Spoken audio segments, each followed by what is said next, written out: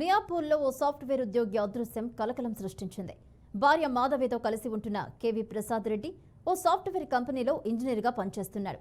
ఆఫీస్కు వెళ్తున్నానని చెప్పి నిన్న ఉదయం బయటకు వెళ్లిన ప్రసాద్ తిరిగి ఇంటికి రాలేదు. పైగా ఫోన్ కూడా ఇంట్లోనే మర్చిపోయాడు.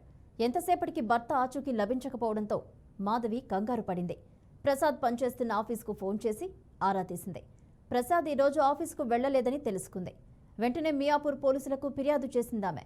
ప్రసాద్ గతంలో కొన్ని అనారోగ్య కారణాలతో కింద పడిపోయినట్లుగా మాధవి పోలీసులకు తెలిపింది. మాధవి ఇచ్చిన ఫిర్యాదు మేరకు పోలీసులు కేసు నమోదు చేసి దర్యాప్తు చేస్తున్నారు. ఇదే అంశానికి సంబంధించి మరిన్ని అప్డేట్స్ మా ప్రతినిధి లిఖిత అందిస్తారు. లిఖిత.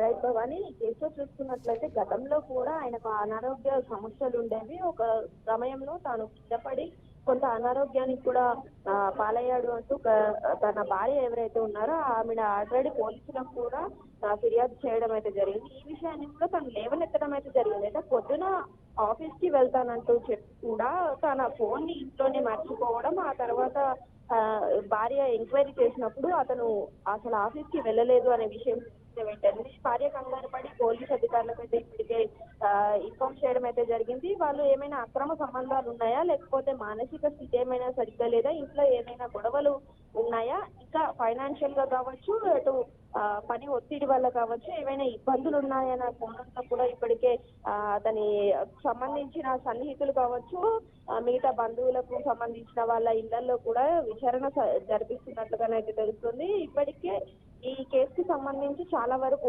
ఎవరైతే ఇప్పుడు ఈ ప్రసాద్ రెడ్డి ఉన్నారో అతనికి సంబంధించిన ప్రతి ఒక్కరి ఫోన్ డేటాని కూడా చెక్ చేయాలి. అంటే ఇంతకుముందు అతను ఎవరితోనైనా మాట్లాడారా ఏంటి అనే వివరాలపైన కూడా కొంతవరకు విచారణ చేస్తున్నట్లుగానైతే అధికారులు చెప్తున్నారు. Right, thank you Likhita.